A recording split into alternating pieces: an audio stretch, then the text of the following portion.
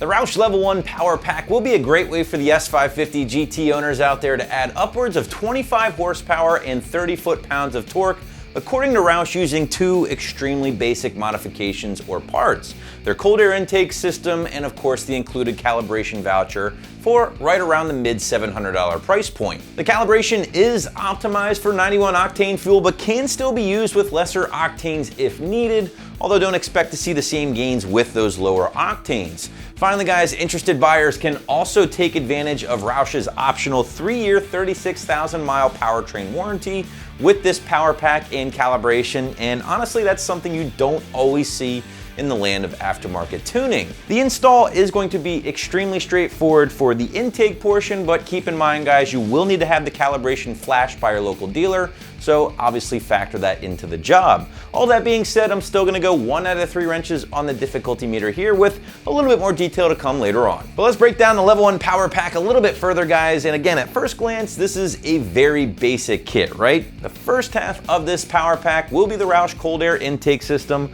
a very highly rated part on the site. Now this thing will obviously replace that factory air box along with the cheap paper element factory filter with the reusable high flow dry option you see here on the table. Now the Roush filter will not only be an improvement in both filtration and also appearance, but of course power as well, thanks to less intake restriction, resulting in that bump in power of course, along with some other benefits. Now GT owners can also look forward to slightly better throttle response with this thing in place, and Roush claims maybe even the slightest increase in fuel economy, but between you and I guys, I wouldn't be installing this to help you gain better miles per gallon. You can also look forward to a little bit more sound coming from under the hood of that Coyote power plant, thanks to the open element design here, and that is something a lot of our customers have pointed out in the customer review section. Now from a construction standpoint, the Roush consistently delivers OEM levels of fit and finish, and I'm happy to say that is the case here with their intake. You are going to be looking at injection molded automotive grade plastic for a majority of the build, including the air box here, and the filter is going to be a dry option. We covered that a little bit earlier. And that being said though guys, it is still washable, it is still reusable, which will save you some money in the long run. And honestly, a lot of guys out there might prefer a dry filter as opposed to an oiled filter. Not that there's anything wrong with an oiled filter per se, but sometimes guys can over oil them, causing problems with your mass airflow sensor. Obviously not a concern here with the Roush. Now the second part of the Roush Power Pack of course is the calibration, and while it is included with the kit, what you are actually receiving is this guy. Just simply a voucher that you'll need to take to your local dealer. They'll flash it using their Ford specific tool, and depending on your hookup with your local dealer, they might charge you an hour of labor, which is roughly about $100, or they might just do you a solid. So if you're expecting to see a traditional handheld tuning device, you're simply just not going to be receiving one here, so don't be disappointed. But once that calibration has been flashed to your Mustang, expect gains of around 25 horsepower, 30 foot-pounds of torque, according to Roush when used with their intake here, and at least 91 octane. Now, you can certainly use 93 octane for those who have it available. In fact, the car might like that a little bit more. And as I pointed out earlier, you can certainly use those lower octane fuels, but expect reduced power as the tune will not be as aggressive. You won't be seeing the timing that you would with those higher octane fuels.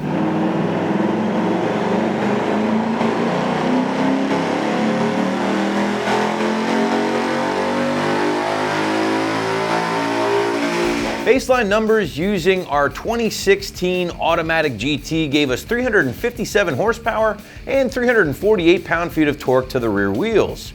With the Roush Power Pack installed, the car is now making 384 horsepower and 373 pound-feet of torque. That's good for a peak gain of 27 horsepower over those baseline numbers, and gains of as much as 31 horsepower and 27 pound-feet of torque under the curve. And speaking of those gains, they are made possible thanks to improved camshaft timing, along with a focus on throttle mapping, just to give the car a slightly sportier or maybe snappier feel overall. And as I did point out earlier here, guys, if you did want to opt for the optional 3-year 36,000 mile warranty, you have that option with Roush here, but you have to apply for that with Roush directly, and it must be purchased within 30 days of installation. Now, if you did crave a little bit more power and a lot more sound, you should definitely check out the Level 2 Power Pack here on the site, also from Roush.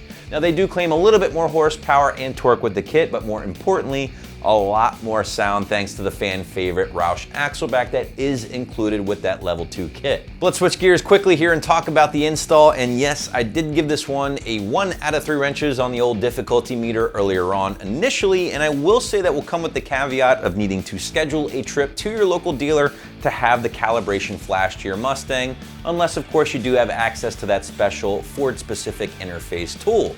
Now again guys, in my experience, they're gonna charge you about an hour's worth of labor, so expect to spend an additional $100 on top of the Power Pack here, unless you have a hookup at your local Ford dealer. Now the intake by itself, a piece of cake, right? And can be done with the basic hand tools you have laying around the garage, about 30 minutes to an hour depending on how quick you work and how many beers you wanna drink. Now it is a no tune required intake, so my recommendation would be to install this first at home. You can totally drive to the dealer and then have the calibration flashed. All right, so the first step of our Power Pack install is removing our stock air assembly. Now to do this, you're just gonna need to start off with a flathead screwdriver. We're gonna disconnect our MAF sensor. We're gonna disconnect this clamp tightening down the top of the air box, and we're gonna loosen these 2 clamps that hold the air box to the vehicle.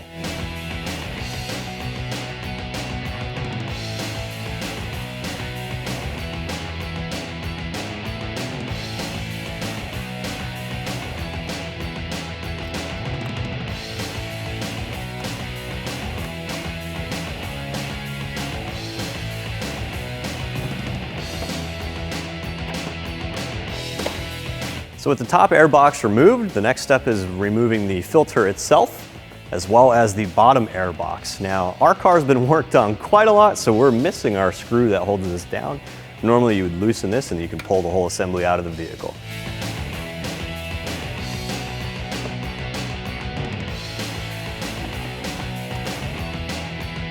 All right, now that we have our air box assembly removed from the vehicle, the next step is removing the air intake tube itself. Normally you'd have to remove your sound tube, which pumps sound into the cabin. We didn't like that, so we already took ours off.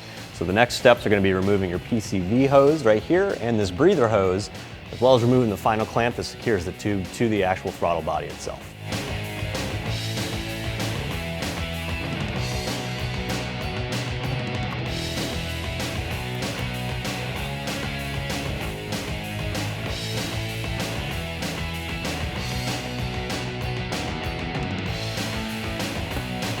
Okay guys, now that we have our stock airbox assembly out of the vehicle, it's time for us to do some out-of-car assembly with our new air system. Now I'm going to walk you through each step here. You can also go on Roush's site and get some nice printed and color instructions if you don't want to keep rewinding and listening to me the whole time. However, I'm going to walk you through anyway. First things first, we're going to reuse some of the rubber grommets from our stock airbox assembly. So you're going to start with pulling this little rubber grommet off the bottom of the stock airbox, and we're going to move it over to our new one.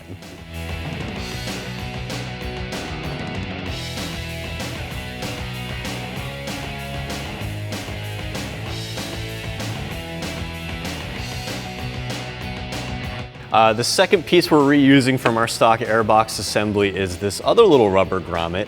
This is an actual little isolator, and that's going to sit on the inside of the fender well on your new airbox assembly.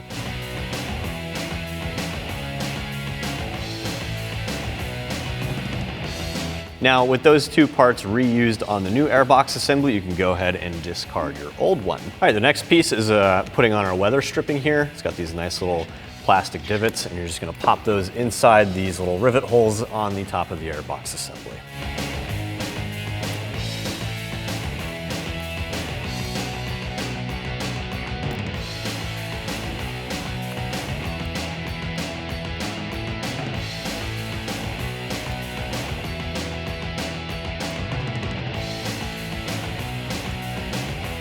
Now you might have some excess material here on the end, you can just cut that off. So with your weather stripping installed, the last piece is installing this little breather tube. This is what actually pulls in cold air from the front of the vehicle to the air assembly.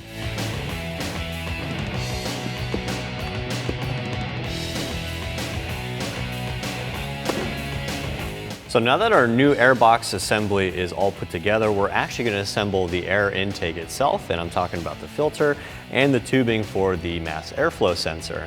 First things first, you're going to put these 2 together with the provided clamp.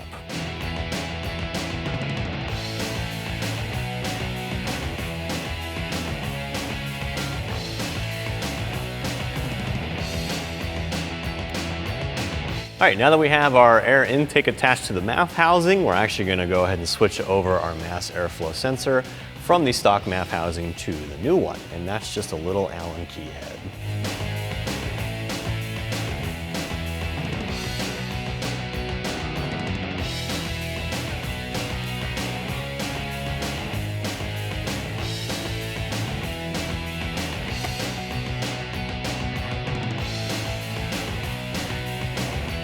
Okay, there we go. We're gonna switch this over to our new one.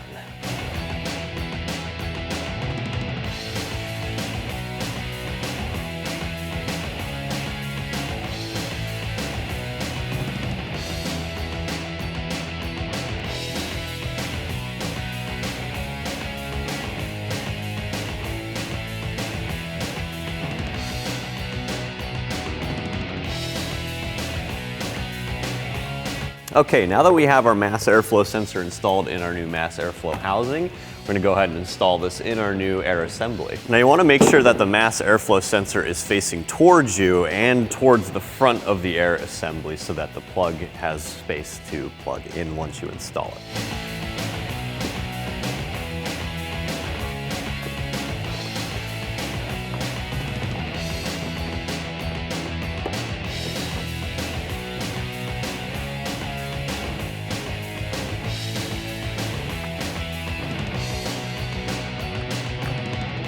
All right, once you have those two bolts hand threaded for the filter itself, you're gonna go ahead and tighten those down using a 10mm socket and an extension.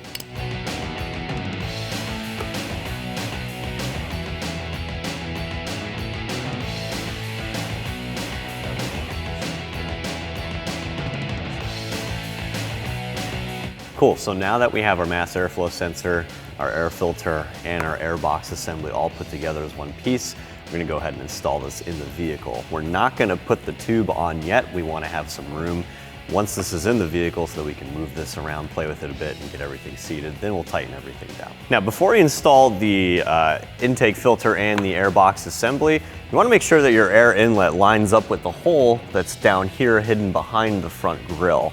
You also want to make sure that your mass airflow sensor has enough slack so you can plug it in once you put this all together.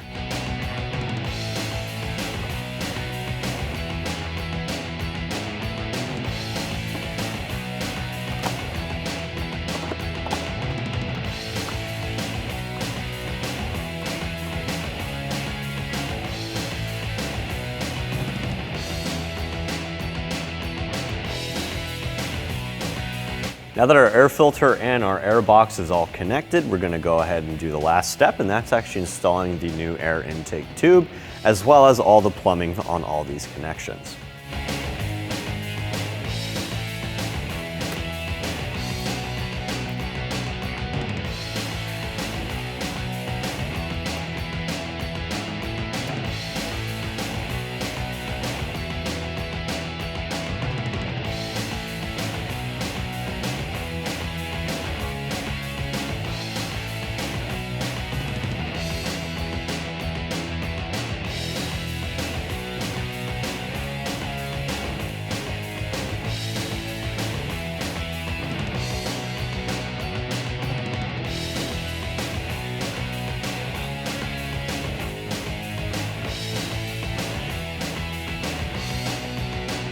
Now that we have our air assembly installed with our intake, our tube, and all our connections reapplied, we're gonna actually step in the vehicle, we're gonna install our Roush calibration, and we're gonna throw this on the dyno so we can see what kind of numbers it's making. All right, before we calibrate the vehicle, we need to pull a 4-digit alphanumeric code off the vehicle as indicated on the voucher card. That code is a little hard to find, but if you find your PCM down here, I'm gonna point to it and show you exactly where it is. It's a 4-digit code on the hardware number on this sticker that says Continental. Now that we have our 4-digit code from the PCM, we're gonna go ahead and plug in our Roush dongle to our OBD2 port, and we're gonna download the Roush Diagnostic tool so we can actually calibrate the vehicle. The OBD2 port is located just underneath the steering column to the left-hand side.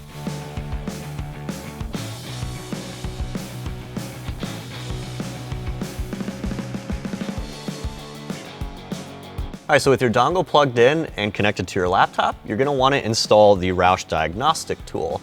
You have instructions on the voucher itself for first-time users. Just go to the website and download the tool from the web page that they provide you. Once the diagnostic tool is installed, you're going to actually load it on the laptop, and then we're going to follow the rest of the instructions to calibrate the vehicle. Okay, now that we have the Roush diagnostic tool up and running on our laptop, the first step is to select our device, which is going to be the dongle that's plugged into the OBD2 port. So you're going to select this drop down right here. We're going to select our Dash Bridge CX dongle. Now that we've selected our dongle device, we're going to go ahead and select Vehicle ID. All right, once you hit Vehicle ID, the software is going to read the vehicle, it's going to pull up your VIN, and it's going to confirm your vehicle information. Once that's confirmed, you're going to go ahead and select Module Programming on the left-hand side. All right, once you've selected Module Programming, you should have a screen pop up that says Pcm Software Installation. You're also going to get a prompt right here that's going to ask you to locate your voucher and enter the code on the voucher itself. Once you select Enter Voucher, you're going to get a pop-up, and you're going to enter in the voucher code on the back of the voucher, and you're going to enter the voucher family number on the front of the voucher. Now, once you've entered your voucher code and the family number, you're going to get a pop-up that looks like an error. That's okay. That's supposed to happen. The next step is you're going to enter in that 4-digit tear tag number that you pulled off of the PCM. So go ahead and click OK, and then enter in your tear tag number. Okay, once you have your tear tag information from your PCM plugged in, you can go ahead and click Redeem Now. Now, if you have an issue with your tear tag and hitting Redeem and it gives you another error after you've pulled the correct info from the vehicle, you'll want to actually give Roush a call. They'll walk you through pulling the correct PCM number if you don't have that physical number imprinted on that sticker on the vehicle. Now, if everything worked as it's supposed to, you'll get this nice little pop-up screen that says the redemption was successful and Flash is enabled. Go ahead and click OK on this. And then go ahead and click Flash down here on the bottom of the screen. This is actually going to reprogram the computer on the vehicle. So once you click this button, it's very important that you do not unplug anything. Now, once you've clicked Flash, it's going to hang for a few seconds, and then it's going to come with a confirm programming pop-up, and it's going to ask that you verify you want to flash the vehicle. Go ahead and click OK. Now go ahead and follow through the on-screen instructions. You're going to cycle the engine without actually turning the vehicle over, and then you're going to click OK.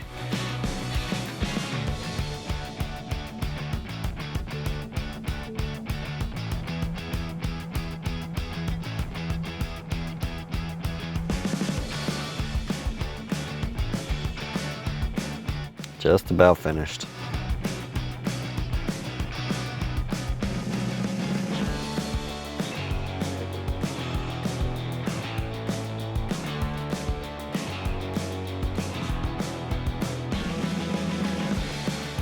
All right, once the flash has almost completed, you're gonna get this pop-up screen that says cycle the ignition. Now, if you're working on a 15 or newer, like we obviously are, you're just gonna click the engine button off without your foot on the pedal. Go ahead and click it again without your foot on the pedal, and then go ahead and click OK. All